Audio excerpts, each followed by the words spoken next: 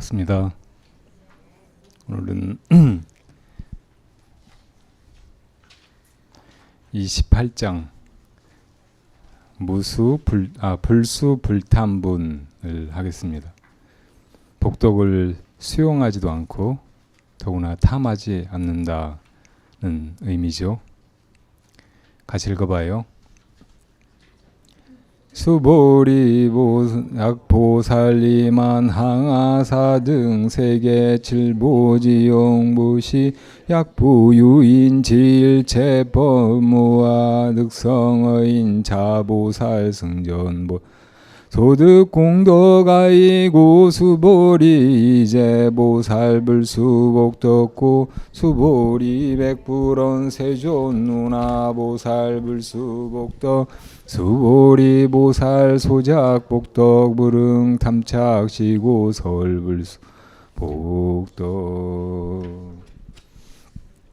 수보리여, 어떤 보살이 겐지스강 모래수만큼의 세계를 7가지 보배로 가득 채워 이를 모두 보시한다고 해도 만약 다른 한 사람이 어떤 것에도 나가 없음을 알아 인욕을 성취한다면 뒤에 이 보살이 이룰 공덕은 앞에 보살이 얻을 공덕보다도 뛰어나리라. 무슨 까닭이겠는가? 수보리여, 모든 보살들은 복덕을 받아 누리지 않기 때문이니라. 수보리가 부처님께 여쭈었다.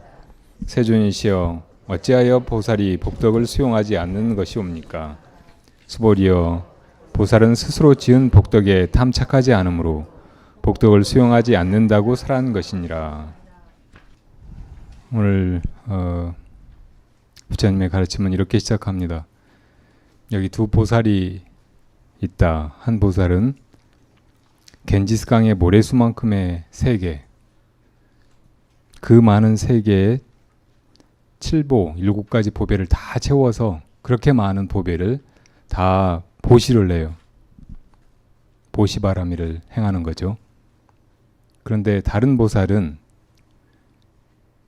모든 것에 나가 없다는 것을 깨달아서 그것으로서 이 모든 것을 다 인욕한다.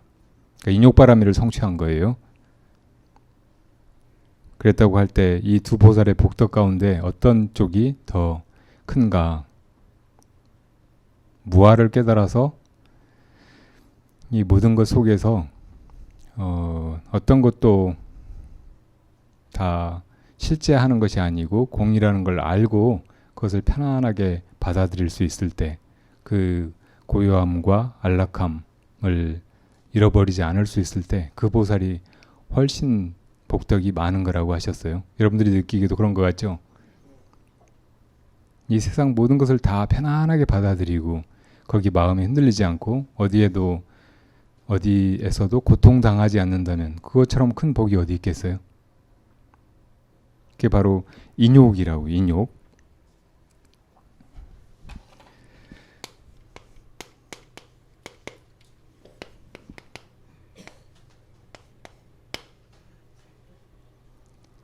욕된 것을 참는다. 이 세상 사는 건 좋은 것들만 있는 게 아니고 좋은 일만 겪을 수가 없죠. 수없이 다 불편하고 문제투성이고 받아들일 수 없고 힘겹고 감당할 수 없고 그런 거 투성이잖아요. 그러니까 참고 살아야 돼요. 여기는 참고 사는 땅이에요. 이 세계를 사바세계라고 하는데 이 사바세계의 의역은 가민토예요. 달게 참고 살아가야 되는 땅. 수많은 것들을 참아야 되는 땅이라는 뜻이고 참는 마음이 있으면 그럭저럭 달게 행복하게 살 수 있는 땅이라는 뜻이에요. 인욕이 필요한 땅, 인욕을 닦기 제일 좋은 땅이에요. 이 우주 속에 수없이 많은 다른 부처님 세계가 있는데 그 많은 세계에서 이 사바세계가 제일 불도를 빨리 성취할 수 있는 곳이라고 해요. 한 번은 부처님께서 제자들이 이런 질문을 했어요. 부처님께서는 늘 이 세계가 우리가 아는 이 사바세계만 있는 게 아니고 이 삼천대천 세계가 있다고 하시고 그 세계는 다 부처님 세계이고 부처님들이 중생을 교화하신다고 했는데 다른 세계 이야기를 좀 해주십시오 그랬어요. 그래서 부처님께서 지금 동방 아촉 부처님의 세계에서 부처님께서 이런 법문을 하고 계시다. 근데 그 세계에서도 지금 바로 지금 어떤 제자가 사바세계에서는 중생들이 어떻게 살고 어떻게 불도를 닦느냐고 물었다고. 그러자 그 아촉 부처님께서 그 세계는 모든 것이 찰나간처럼 그렇게 빠르고 무상해서 방금 여기 살았던 사람이 돌아서면 죽어 있기도 하고 또 여기 어떤 사람이 뭘 가지고 좋아하다가 금방 잃어버리고 울기도 하고 너무 급박하게 모든 것이 그렇게 돌아가는 곳이라고, 정말 무상한 곳이라고 말씀하셨어요. 그러니까 제자들이 정말 험한 세계네요. 그런 세계에 우리가 안 태어난 것이 너무 다행입니다. 그러니까 부처님께서 너희들은 그런 소리 하지 말아라. 그 세계에 있는 사람들은 그런 무상을 보고 발심할 수 있다. 그러니까 또 어떤 제자가 정말 그 세계의 중생들은 좋겠네요. 곳곳에서 다 무상이 벌어지고 있으니까 그런 것에 탐색하지 않고 이제 도를 닦아야 되겠구나 생각하고 다 열심히 발심해서 수행할 테니까요. 그러니까 그런 생각하지 말아라. 그래도 그 세계에서 사람들이 다 그렇게 무상한 것들만 쫓고 하느라고 발심하고 수행하는 사람들은 정말 적다. 이렇게 말씀하셨어요. 그러니까 또 제자들이 정말 한심한 중생들이네요. 우리가 그 세계에 안 태어난 거 천만 다행이네요. 그러니까 부처님께서 너희들은 또 그런 소리 하지 말아라. 그 가민토에는 모든 것이 그렇게 더덥고 무상하고 하기 때문에 거기에서 발심한 사람들의 그 마음은 정말 용맹스러워서 단 3일의 도를 이루기도 하고 한 생의 도를 이루기도 하고 또 3년 만에 도를 이루기도 하고 1년 만에 도를 이루는 사람도 있고 또 어떤 사람은 3, 7일 만에 이루기도 하고 어떤 사람은 사흘 만에 이루기도 하고 어떤 사람은 단 하루 만에 도를 이루기도 한다고 하셨어요. 그러니까 그때 그 아촉 부처님의 제자들이 다 또 부러워하는 거예요. 그러니까 이 사바세계는 우주 안에 다른 세계의 중생들이 부러워하는 곳이기도 하고 정말 혐오하는 곳이기도 하죠. 지금 돌아가는 모양만 보면 정말 혐오스러운 곳이죠. 근데 이 세계에서 발심해서 모든 걸 다 인욕하고 수행을 하기로 하면은 제일 빨리 도화를 이룰 수 있는 곳이에요. 저 서방 아미타 부처님의 세계에서는 사람들이 다 무량한 수명을 누려요. 부처님도 무량수불, 무량한 수명을 살아가시면서 중생을 교화하시는 그런 세계죠. 근데 중생들도 거기 태어나기만 하면 영원히 또 살 수 있어요. 거기서 다 하는 일이 부처님 법을 닦는 일이에요. 원하는 것마다 다 이루어져요. 그러니까 괴로움은 제로예요. 즐거움만 있어요. 그래서 극락이라고 하죠. 극도의 즐거움만 있는 세계. 근데 그 세계에서 성불하려면 진짜 세월이 많이 걸려요. 무량한 세월이 걸려요. 조금씩 조금씩 닦아나가가지고 하품하생에서 저 상품상생까지 나가서 결국은 거기서 성불하겠지만 정말 오래 걸리는 거예요. 그래서 많은 수행자들이 그 세계에 가서 나기를 발언하고 임종해서 극락세계에 왕생했다가도 빨리 도를 이루려고 다시 사바세계로 돌아오는 사람들도 있어요. 그러니까 그 세계에서 영원히 살 수도 있지만 자기가 원하면 다시 또 돌아올 수 있는, 원하는 대로 이루어지는 세계니까 이 사바세계에 다시 와가지고 여기서 도를 닦는 수가 많다고. 이 세계에서 행복하게 살려면, 행복을 얻으려면 정말 빨리 얻을 수 있고, 그런데 그러기 위해서는 큰 발심이 필요하고, 그 큰 발심이란 이 세상에 덧없는 것들을 덧없는 줄 알고 그거를 쫓지 않는 거예요. 그리고 모든 괴로운 것이나 혹은 부족한 것이나 이걸 그냥 그대로 편안하게 받아들이는 거예요. 다시 말하면 참는 거예요. 잘 참기만 하면 이 사바세계에서 충분히 행복하게 살 수 있고 또 도를 아주 빨리 이룰 수가 있다고. 도를 이룬다는 것은 영원한 행복을 얻는다는 뜻이에요. 그러니까 이 인욕은 정말 중요한 것이에요. 인욕을 가장 쉬운 우리말로 받아들인 모든 것을 있는 그대로 받아들인다는 뜻이에요. 받아들인다. 요새 심리학도 사람들의 고통을 해결하는 문제. 그 사람들이 살면서 심리학을 혹은 심리치료를 필요하는 게 자기가 내면에서 겪는 심리적인 고통 때문이잖아요. 근데 그걸 해결하기 위해서 심리 상담을 받는데 상담가들이 제일 많이 이야기하는 게 받아들이는 거예요. 먼저 받아들여야 돼요. 자기 지금 상황, 자기 심리 상태, 마음속에 떠오르는 것들, 이걸 그대로 받아들여야지. 이걸 자꾸 거부하면은 정말 치료가 힘들어요. 이거 부당하다. 왜 이런 일이 일어날까? 난 정말 이런 거 안 겪고 싶다. 이렇게 사람들이 다 생각하기 마련인데 그렇게만 해가지고 치료가 안 일어난다고. 우선 그걸 직면하고 직시하고 그대로 받아들여야 돼요. 아, 그렇구나 하고 인정해야 돼요. 그때 벌써 치료가 일어나는 거예요. 아, 그렇구나 하고 그냥 알아차리기만 하는데도 그건 그거고 나는 나라는 생각이 이제 들기 시작한다고. 아, 이건 내 생각이고 나는 그 생각이 아니고 그걸 생각을 보는 자로구나 하고 그런 관점이 생기는 거예요. 그걸 그대로 보기만 하는데 보는 순간 나는 보는 자가 되고 그것은 보이는 외부적인 현상이 되는 거예요. 그러면서 괜찮게 돼요. 마치 강에 노도 같은 흙탕물이 흘러가고 있어도 자기가 빠지지 않고 강둑에 앉아있으면 괜찮잖아요. 그 보는 것이 조금 이렇게 불편할 수도 있죠. 근데 그냥 보고만 있으면 나는 그냥 보는 자이지 내가 강물에 휩쓸려 가는 자는 아니라고. 근데 사람들이 다 강물을 무서워하면서 안 보는 거예요. 그러면서 그냥 계속 무서워해요. 우선 잘 보는 거예요. 잘 보면 아, 저건 흙탕물로 저렇게 흘러갈 뿐이지만 나는 괜찮구나 하고 깨닫게 되는 거예요. 그러니까 있는 그대로 알아차리는 것, 그대로 보는 것, 그대로 보고 받아들이는 것, 이것이 치료의 처음이자 중간이자 끝이라고요. 잘 받아들인다는 것, 이것이 사실은 인욕인 거예요. 인욕 바라밀이에요. 참아버리면 돼요. 사실은 참을 수만 있으면 괜찮아요. 다 못 참으니까 괴로운 거지.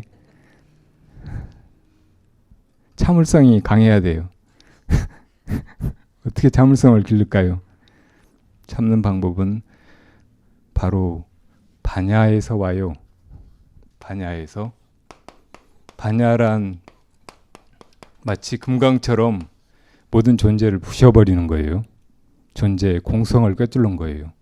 지금 우리 눈에 보이는 거, 우리 몸에 느껴지는 거, 이것들이 다 실제하지 않는다는 것을 알아버리는 거예요. 내 앉아있는 요 밑에 흘러가는 흙탕물이 다 환영이에요. 실제가 아니고.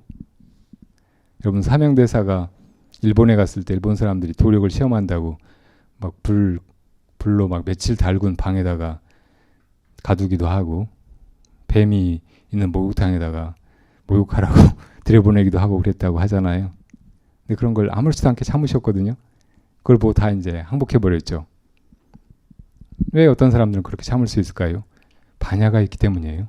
공하다고 보는 거예요. 그냥 공이 아닌데 공하다고 보는 게 아니고 꿰뚫어 보면 다 공하거든요. 그러니까 바른 인욕에도 이 반야가 필요한 거예요.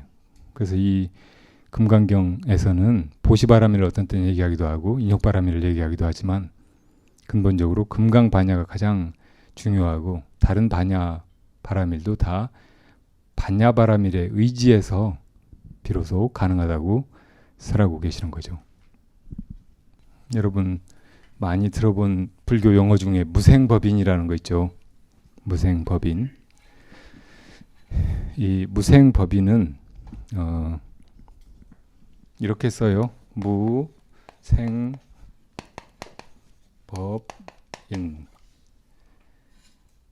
생이 없는 그 도리로서 모든 걸 참아낸다, 그런 뜻이에요.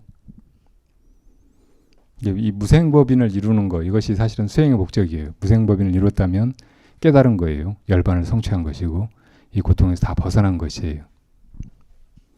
이 무생법인은 10가지 법인, 다시 말하면 부처님이 이야기하신 10인 중에 하나예요. 10가지 방법으로 보고 참아내는 거, 인욕을 성취하는 거. 이 10인을 열거해 보면 1번은 음성인이에요.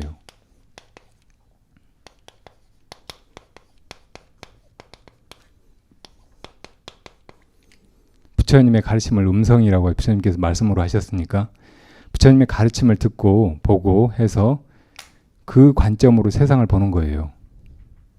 부처님이 공하다고 하셨지, 모든 건 다 연기일 뿐이라고 하셨지 하고 이제 그 눈으로 보는 거예요. 그럼 비로소 그렇게 보여요. 그 전에 그냥 자기 소견으로 보았을 때가 잘못된 것이고.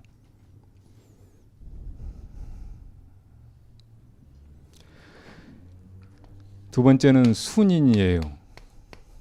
지금 일어나는 거, 현상, 존재, 이것들의 변화, 이것을 있는 그대로 보는 거예요. 다시 말하면 아까 얘기했던 받아들임이에요. 다 여기서 벗어나면서 괴로움이 생긴다고.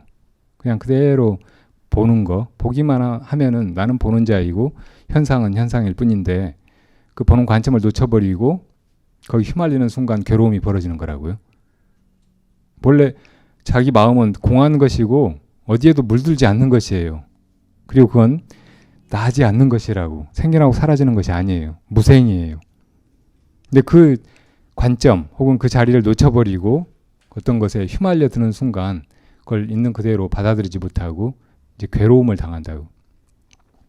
그러니까 우리 마음속에 어떤 괴로운 생각이나 어떤 감정, 느낌이 일어나더라도 그러는구나 하고 보고만 있잖아요. 그냥 알아차리고만 있으면 거기서 자유로운 거예요. 이건 진짜 여러분들이 해보셔야 돼요. 막 아플 때, 몸이 아플 때, 그럴 때도 아프구나 하고 그렇게만 보고만 있는 거예요. 빨리 이걸 어떻게 치료해야지, 제발 빨리 나았으면, 제발 안 아팠으면 하는 순간 괴로운 거예요. 근데 그 아픈 걸 딱 그냥 지켜보고만 있으면, 거기에 아무런 다른 생각이 없으면 그냥 그건 지나가 버릴 뿐이고 실제하는 것이 아닌 거예요. 하나의 현상이에요. 전혀 나를 해치거나 물들이거나 하지 못하는 대상의 어떤 변화하는 공한 그런 모습일 뿐이라고. 그렇게 보는 것이 순인이에요.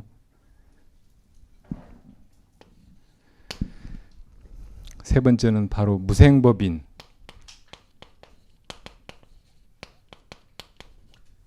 모든 것이 다 생겨나도 생겨나는 뭐가 없다는 것을 바로 보는 거예요.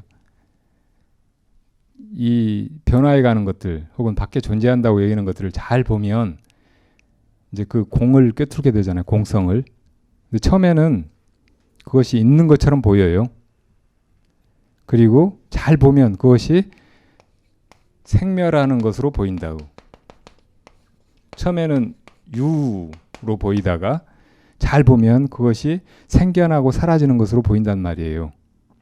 그러니까 예를 들어 무릎이 아프다. 그러면 그 아픈 느낌이 처음에는 그냥 이 아픈 느낌이 있구나 이렇게만 보이죠. 근데 잘 보면은 어떤 일종의 느낌이 뭐 신경의 자극을 통해서 전해오는 그것이 일어나고 사라져가고 일어나고 사라져가고 일어나고 사라져가고 하는 것으로 보인다고. 그러니까 무릎 통증이라는 것이 쭉 있는 것으로 보이는데 잘 보면 어떤 느낌이 일어나고 사라지고 일어나고 사라지고 일어나고 사라지고 이런 것으로 보인단 말이에요. 우리가 그 그래프로 사람의 생각이라든지 뇌파라든지 이런 걸 찍으면 계속 뭐가 일어나고 사라지고 일어나고 사라지고 이렇게 보이잖아요. 잘 보면 그래프로 그리듯이 이렇게 보면 다 일어나고 사라지는 것에 불과해요. 근데 내가 잘못 보면 그냥 건성으로 보고 지나치면 무슨 생각이 있는 것 같이 보이는 거죠. 그런 것처럼 통증이라고 하는 것도 어떤 신경이 어떤 자극을 받아가지고 어떤 느낌이 일어나고 얼른 없어져 버리고 또 다른 느낌이 일어나고 없어지고 다른 느낌이 일어나고 없어지고 계속 이러는 것을 보인단 말이에요. 이걸 더 깊이 보면 이제 이게 멸해가는 과정으로만 보이는 거예요. 생은 없어요. 있는가 하면은 벌써 없어요. 없어져 버리고. 그러니까 그 뒷모습만 보이는 거예요. 그러니까 거의 이때는 이 벌써 이것이 없게 되는 거예요. 거의 이제 없어져 버린 것이라 고통이 무화되는 거예요. 잘 보면은 사실은 생은 없어요. 일어나는가 싶으면은 그게 변화해가는 과정이고 벌써 사라져 버리고 있다고. 사실은 나는 바가 없는 거예요. 원래 생기질 않았던 거예요. 다시 말하면 없었던 거예요. 이렇게 반야가 깊어지면 다시 말하면 잘 보면은 본래 아무것도 나는 법이 없는 것이라고. 우리 태어났다고 생각하잖아요. 우리 몸이 태어났다고. 근데 잘 보면은 계속 이렇게 변화해 가고 있는 거잖아요. 이 순간도 그대로 있지 않고 계속 변화해 가고 있죠. 늙어가고 있든 아니면 뭐 사라져 가고 있단 말이에요. 그리고 더 잘 보면은 과학자들이 말하는 대로 세포가 계속 죽어가고 생겨나고 사라지고 생겨나고 사라지고 계속 변화해 가고 있을 뿐이에요. 내가 태어난 어떤 시점이 있는 것 같아도 그 전에 엄마 뱃속에 있었잖아요. 그것도 더 들어가 보면 처음에는 수정되는 순간 정자와 난자가 합해진 것에 불과하다고. 그럼 나는 정자예요, 난자였어요, 그 전에는. 그랬던 것도 아니잖아요. 그 두 가지가 합해지는 그 시점은 있을지 모르지만, 그걸 또 이제 우리가 생이라고 부를 수 있을지 모르지만, 그것도 하나의 현상에 불과하다고. 정자와 난자가 만나가지고 다른 식으로 변화해가는 과정에 불과한 거예요. 그러니까 이 시점을 잡을 수도 없고, 이 시점에 뭐가 생겨난 것이 아닌 거예요. 내 몸이 지금도 이렇게 변화해가고 있지만 알고 보면 생긴 적이 없었던 거예요. 근데 내가 어떻게 죽어요? 생기지도 않았는데. 그러면 사도 없어진다고. 이렇게 생사를 벗어나는 거예요. 생사를 벗어나면 생사가 우리들한테 끼치던 혹은 있다고 생각했던 그 잘못된 견해가 우리들에게 이야기했던 고통이 사라지는 거예요. 그 바로 무생법인이죠. 근데 이 무생법인이 참 깊은 도리가 있잖아요. 깊은 가르침이잖아요. 그래서 이 10가지 10인 중에 무생법인을 강조해서 많이 말하기도 해요. 근데 다른 것도 되게 다 원리는 비슷해요. 다 공하다고 보는 거예요. 다시 말하면 직접적으로 모든 걸 허공처럼 비어있다고 보는 거예요. 제대로 보면 다 그렇게 비어있는 것으로 보여요. 다섯 번째는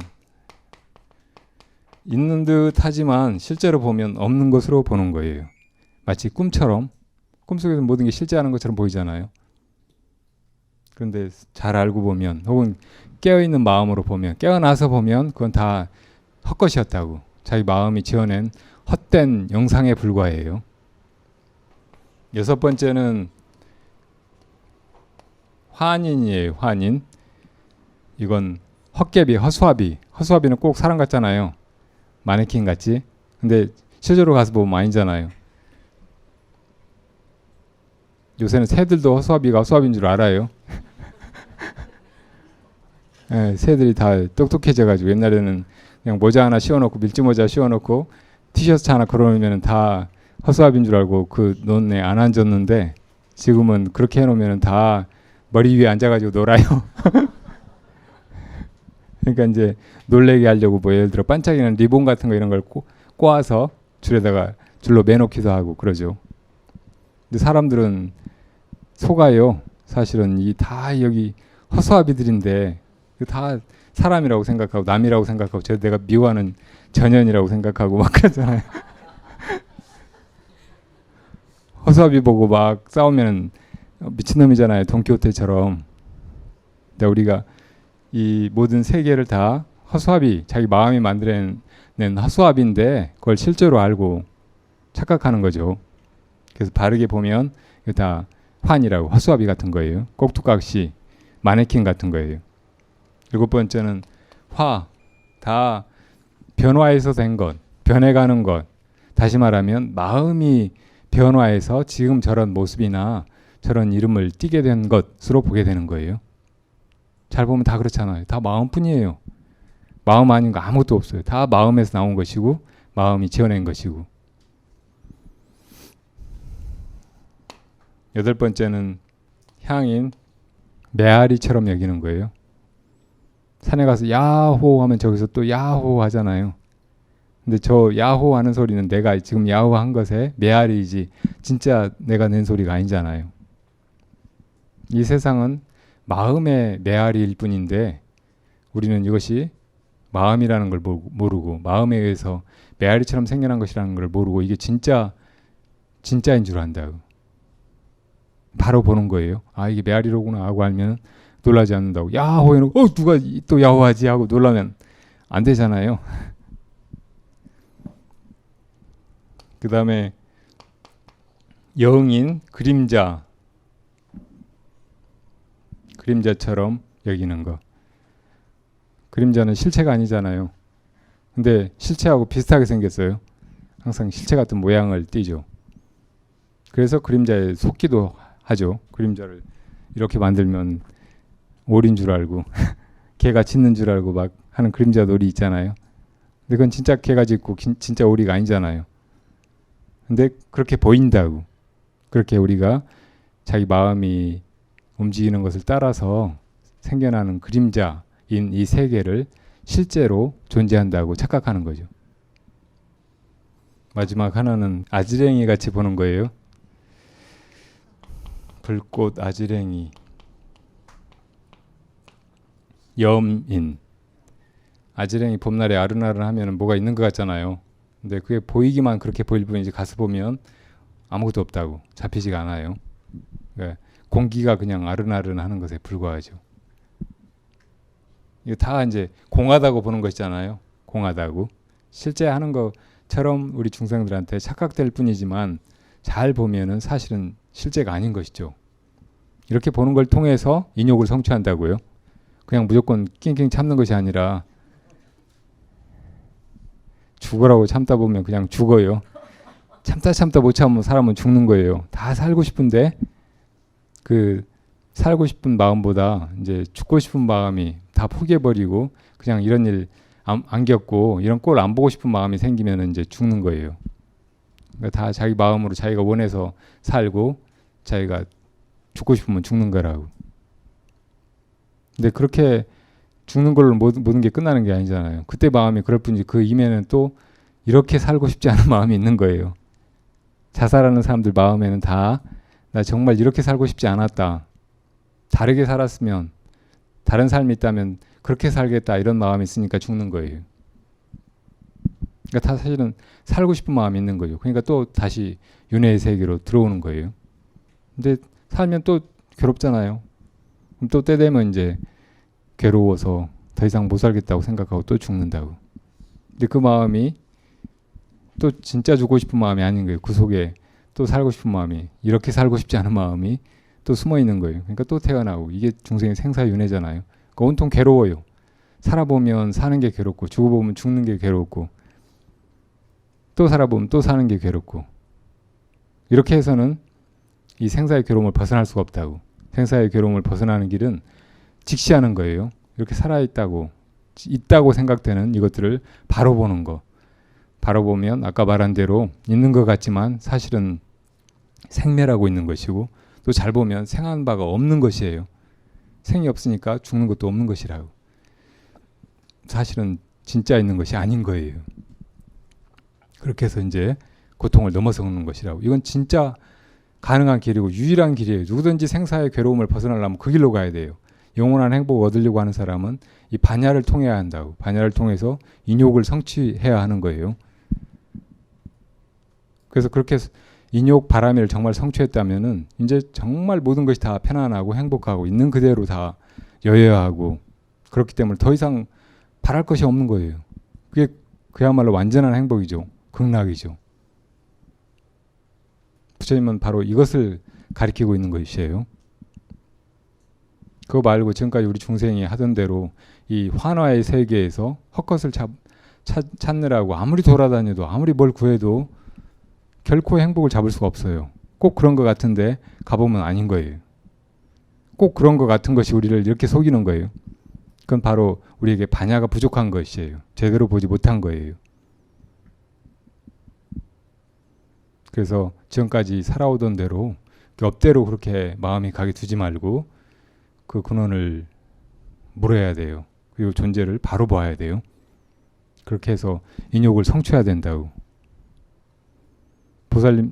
부처님도 수많은 과거생을 인욕선인으로 지내셨잖아요. 모든 걸 다 반야로 바르게 참아서 그 공덕으로 이 무상정등정각을 성취하시고 또 우리를 이렇게 교화하고 계신 거라고요. 부처님도 그 마음을 가지고 있고 우리도 그 마음을 가지고 있는데 부처님은 반야를 통해서 인욕을 성취하셨기 때문에 부처님이 되셨고, 우리는 아직 그러지 못해서 다 가지고 있는데 마음을 그렇게 바르게 돌이켜 제대로 비춰보고 쓰지 못해서 이렇게 중생 노릇만 하고 있는 거잖아요. 이렇게 계속 부처님한테 신세만 지고 도움만 받고 그렇게 살아서 되겠어요? 우리도 남 이제 도와줄 생각을 해야죠. 그렇게 이제 이 삶이나 자기 존재나 모든 것을 보는 관점을 전환해서 부처님의 눈을 가지고 부처님처럼 사는 거, 이게 보살이에요. 이 보살도를 부처님께서 이 금강경을 통해서 계속 강조하시고 가르치고 계신 것입니다.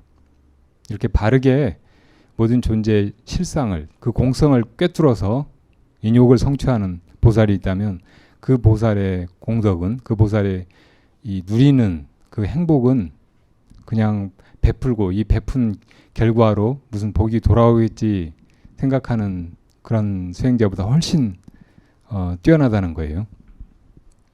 이 복이라는 것은 받는 걸까요? 짓는 것일까요? 사랑은 주는 걸까요? 받는 걸까요? 네, 사랑은 주고받는 것이지만 먼저 주는 것이 기본이고 그게 더 이제 중요한 거죠. 마찬가지로 복도 그래요. 사람들이 복을, 어떤 사람이 많다 하는 말을 할 때 그 사람이 복을 얼마나 많이 받는가 이걸 보고 말하잖아요. 그 사람이 복을 얼마나 많이 짓는가 이걸 보고 저 사람 복 많다고 하는 사람은 없어요. 근데 사실 더 중요한 건 짓는 거예요. 자기가 지어놓은 게 있어야 받죠. 그러니까 그 사람이 복을 얼마나 많이 짓는가 이걸 보고 그 사람 복 참 많다 이렇게 해야 더 바른 거예요.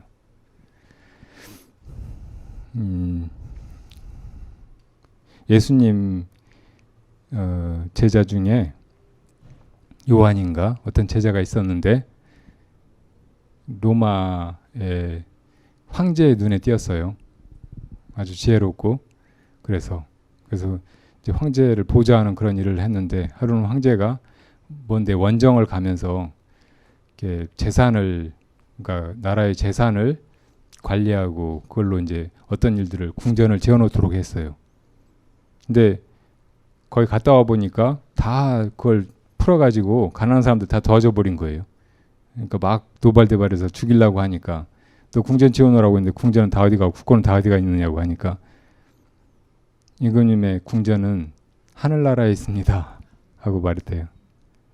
그러니까 이놈이 나를 속이려고 한다고 막 그랬는데 그날 밤 잠을 자는데 꿈속에 자기가 천상의 궁전에서 놀고 있는 걸 본 거예요. 그래서 이제 그 사람을 용서해주고 그 사람의 이야기를 더 많이 듣고, 사실은 그래서 기독교가 굉장히 로마에 크게 퍼지게 됐고 나중에 로마의 국교가 되고 그랬다고 해요. 황제 그러면 다 막 뭘 누리려고만 하잖아요. 많이 누리는 사람이 왕이라고 생각하고 누구나 다 왕이 되고 싶어하고, 우리는 온통 복을 짓는 것보다는 받는 것에 관심이 쏠려 있어요. 그래서 그 복은 또 자기가 지어서 자기가 받는 줄 잘 모르고 신이 주거나 혹은 뭐 재수가 좋으면 얻거나 그런 것이라고 착각하고 살고 있죠. 근데 모든 복은 자작자수예요. 자기가 지어서 자기가 받는 거예요. 대원군이 속에 야심이 많은 사람이었어요. 어려서는 이제 그 복잡한 정권 쟁탈의 그 싸움터에서 자기를 안 드러내려고 바보인 척도 하고 여러 가지 그 어떻게 보면 참 꾀가 많은 그런 처신을 했는데, 나중에 풍수지리 하는 사람한테 묘를 어디다 쓰면은 집안이 아주 잘 될 거라고 그런 얘기를 들었어요. 거기가 어디냐면 대원군이 자기 아버지 남년군의 묘를 쓴 예산군 덕산면 상갈이라고 하는 곳에 있는 터예요. 근데 거기다 묘를 쓰면은 집안의 그 왕이 날 그런 자리였대요. 그래서 진짜로 거기다 쓰고 싶은데 가보니까 거기가 절인 거예요. 가야사라고 하는 절이었어요. 그래서 몰래 사람을 보내가지고 밤에 그 절을 부질러 버렸어요. 그 절이 폐사되니까 거기다 묘를 쓴 거예요. 복이 있는 행동을 한 것일까요? 풍수지리는 이 지형이라든지 그 지리적인 조건 이런 걸 가지고 이 사람의 생활이라든지 뭐 그 생활의 윤택함, 풍성함 이런 것을 기륭을 예견하고 점치는 것이잖아요. 근데 풍수가 먼저일까요? 사람 마음이 먼저일까요? 마음이 물론 먼저죠. 어떤 사람이 풍수 좋은 자리가 좋은 데다가 묘를 쓰거나 집을 짓는다고 해도 이게 그럴 만한 복을 미리 지어놔야 그렇게 써지는 거예요. 그러니까 정말 좋은 명당에다가 묘를 하나 쓰고 싶으면은 몇 대에 걸쳐서 복을 쌓아야 그렇게 된대요. 그래야 거기 이제 묘를 쓰게 되는 거예요. 거기다 묘를 쓰면은 정말 집안이 잘 되는 게 사실이라고 하더라도 묘 쓰는 것은 그 전에 마음을 잘 쓴 것의 결과로 그렇게 되는 것이지 묘를 잘 써서 이게 이렇게 집안이 잘 되는 그런 부분은 없다고. 그러니까 대원균이 그런 이 인과의 법을 거스르고 거기다 억지로 묘를 쓴 거예요. 그래서 이제 묘를 잘 쓴 덕분에 자기가 어린 고종을 대신해 고종을 왕위에 앉히고 고종을 대신해서 정권을 휘두르고 그러긴 했죠. 그리고 뭐 그때 당시 상황을 어느 정도 잘 읽기도 하고 대처도 잘 하기도 하고 그런 공도 있기는 하지만 여러 가지 무리한 정책을 많이 했죠. 그리고 자기가 앉힌 민비를 나중에 이제 자기가 눈엣가시처럼 여기고 제거하려고 일본 사람들을 시켜가지고 일본 사람들을 대원군이 시켜서 그렇게 을미사변을 일으켰다는 기록이 있대요. 고종도 힘을 써보지도 못하고 나라가 망하고 순종을 또 안 쳤지만 그때 이제 500년 조선 왕조가 문을 닫아버린 거예요.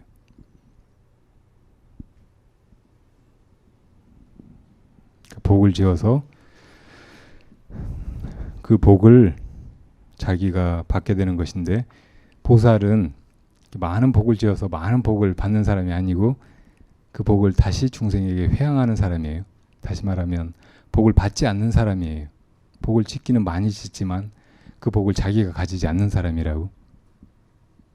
여러분들은 그런 보살이 돼야 돼요. 그런 보살이 돼야 정말 행복한 사람이고 그 복이 마르지 않는 사람이라고. 어떤 사람이 돈이 많다 그러면 그 사람은 일단 지금 복을 많이 받고 있는 사람일 거예요. 혹은 자기가 지어놓은 복보다 더 많이 받고 있는 사람이에요. 근데 그건 다 이제 빚이 되는 거죠. 나중에 자기가 다 고통으로 빚 갚아야 되고 떼워야 되죠. 어떤 사람들은 자기한테 올 복이 정말 많아도 그거를 받지 않아요. 부처님만 해도 전륜송왕이 돼서 사천하를 다 통일해서 다스릴 그럴 복을 타고 태어나신 거잖아요. 전륜성왕의 그 상호가 벌써 그런 복이 있다는 징표거든요. 근데 그걸 안 받으신 거잖아요. 그리고 거지처럼 맨발로 천하를 편력하면서 중생들을 구제하고 정말 많은 복을 지으신 거죠. 그러니까 부처님이 겉보기에는 거지고 아무것도 가진 것이 없지만 복이 없는 사람이 전혀 아니잖아요. 정말 복을 많이 지으신 분이죠.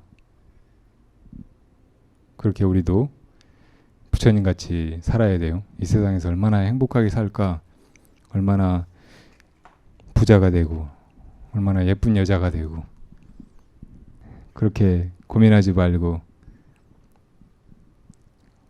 사람들을 위해서,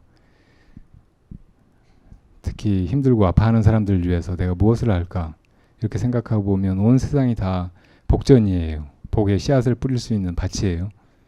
내가 할 수 있는 일들이 정말 많아요. 해야 될 일들이.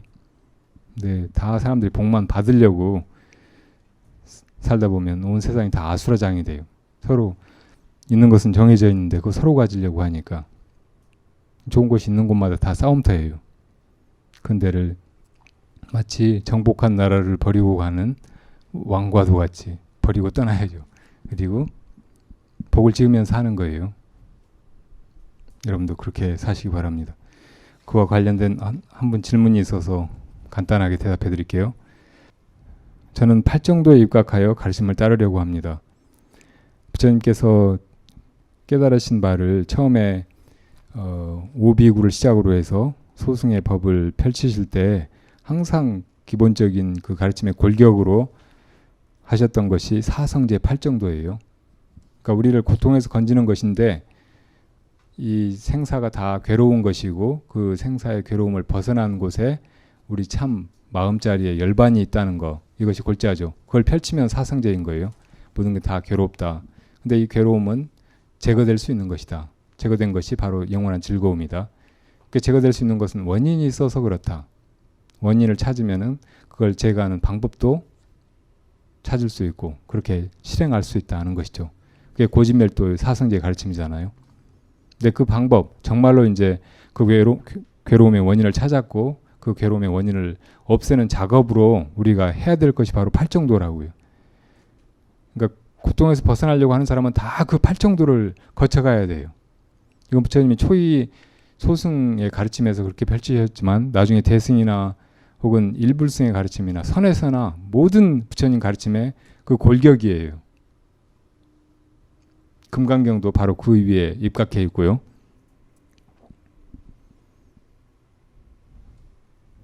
개인적으로는 제 개인적인 생각으로는 요즘에 불법을 배우는 사람들이 이 사에 치우치는 경향이 있는 것 같습니다. 혼돈 없이 실제로 이 닦음, 수를 바르게 해갈 수 있는 가르침을 주시면 감사하겠습니다. 지금 계속 그렇게 여러분들한테 가르쳐드리고 있잖아요. 그리고 부처님 가르침을 같이 보고 배우고 생각하고 또 닦아나가고 있는 거예요. 뭐 다른 특별한 가르침이 없어요. 여러분들이 지금까지 이렇게 금강경 강의 들어온 거, 그 속에 이제 부처님의 그 가르침이 다 있고 또 그걸 따라오면서 여러분들이 생각해서 다 자기화하고 바르게 이해하고 했을 거예요. 그리고 이제 사는 것은 바로 그걸 닦는 길이에요. 금강경에서 배운 대로 실천하고 사는 거예요. 여러분들이 여기 금강경 강의 시간에만 금강경을 생각하지 말고 다음 강의 들을 때까지 나가서 하는 모든 것, 이것을 다 금강경 배운 그 마음으로 하시라고 제가 여러 번 말씀을 드렸어요. 그게 닦음이에요. 순간순간 자기 마음을 보고 그 마음을 믿고 그 마음이 어떻게 움직이는지 잘 보아서 이해하고 또 그 마음을 자기가 조절할 수 있으면 조절하고 그리고 또 그 마음의 근원이 무엇인지 참고해서 그 마음의 주인이 되는 거예요. 마음의 증득자가 되는 거예요. 그렇게 살아가는 시간으로 우리들한테 이 인생이 주어진 거예요. 그러니까 금강경 강의를 들었으면은 그 강의 들은 것을 머릿속에만 남겨두지 말고 그러니까 사회만 치우치지 말고 그걸 여러분 삶의 시간에서 닦아가야 하는 거죠. 여러분이 정말 그렇게 해가신다면 저도 정말 영광이고 큰 보람일 것 같아요. 내가 큰 복덕을 짓는 일일 것 같아요. 근데 이렇게 생각하면 안 되겠죠? 다음에 또 봬요. 예.